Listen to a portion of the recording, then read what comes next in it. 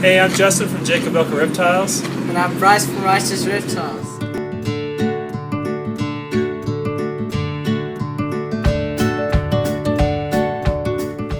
So what started your passion with ball pythons? For ball pythons specifically, it was the piebald. I saw my first piebald at a reptile show. And I liked ball pythons already, but they were just regular to me, like nothing special. But when I saw the pied, I was like, there's some cool stuff. And then started seeing all the neat morphs. It was pretty early on.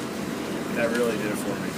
So where did you see your first piebald then? It was at a reptile show in Atlanta, Georgia. And went down there, a guy named Cypress Creek, Tom Carlton. I don't know if he's not as well known in the business now, but he had a pied on his table as an adult, and it was just incredible. He had a couple babies too. I think they were like $9,000 something back then. It was pretty amazing to me to see that kind of price tag. I was like, wow, this is some serious stuff. So is that what started your interest in ball pythons? Yeah. I went home and I thought, I looked at the numbers and like, well, if I had $9,000 and I make 6 babies, and I had it all worked up trying to make millions, but it didn't realize, I had no clue at how it actually worked, the market. But I was already breeding king snakes and corn snakes and stuff like that, so it was a chance for me to do what I loved and actually have some income. So what do you want to accomplish here in South Africa?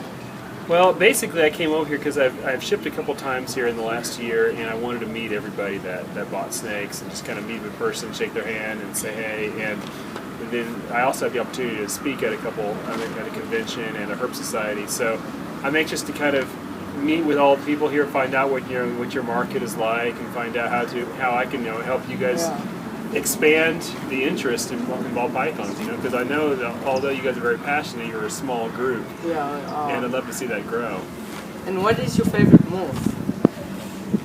I would say anything with the clown ball python. That's kind of become a specialty of mine, and I think that I would say if I had to pick one morph, it would be that. And it's kind of interesting because the clown by itself looks nothing like a regular ball python. It looks completely different. So in a way, it's like having another species to deal with all the same requirements as ball pythons, but you can take all those cool morphs and put it into almost like a new species with the clown. Are you planning on breeding any other reptiles besides from ball pythons? I actually do breed. I breed retics on a small scale, and I just hatched a clutch of short-tailed pythons that I've raised up from babies. So I'm doing a little bit of other things. I'd also like to get into like the satanic leaf geckos and some of the leaf gecko stuff. That to me would just be a hobby thing. It would be so much fun to try to branch out and do something different. Do you have any helpful hints for young breeders like myself? Well, it's probably tough to kind of see the future. I would say when I was young, I dreamed that I'd be doing what I am now, except for I didn't know there was such a thing. I wanted to work with reptiles all the time, but the industry like it is now did not exist in the same way back then. So I would just say keep your passion alive and follow it wherever it goes. I think it would be really exciting to see how things change in the next decade or two, and you guys, the young people, will be more in position to take advantage of however it changes and whichever new species are become hot or whatever. It's going to be you guys to do it. Yeah, thank you. And what can you tell us about GeneX? GeneX, I just wrote an article about it. You should go check that out if they can. But it's an import gene that's just really it's kind of like a harlequin. A lot of people kind of know what the harlequin is. Most harlequins are not genetic, but this one proved to be genetic, and it's something that I knew it was there, and it was kind of subtle, and so I didn't even say anything about it for years, really. But this year, I got into my pines, and this year I started doing some really amazing things. So I felt like it was time to tell the public about it a little bit. But it just makes the pines look amazing. Yeah. So is it? Do you know if it's co-dominant or? It's co-dom. I don't know if it has a super actually. I haven't tried, but I hope maybe this year. But it certainly is not recessive. It's capacity, unfortunately. So it's dominant or co-dominant. Right. So if it is co-dominant, what do you think the super would look like? That's tough. Just based on what it looks like, I would think it would be a more extreme version of itself. Like a pastel, super pastel. I think it would be more floating. More striping.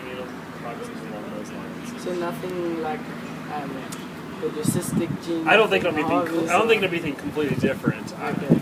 You know, you never know, because who would have thought that, you know, a yellow belly would make an ivory, right? Yeah. So who knows? But I don't think so.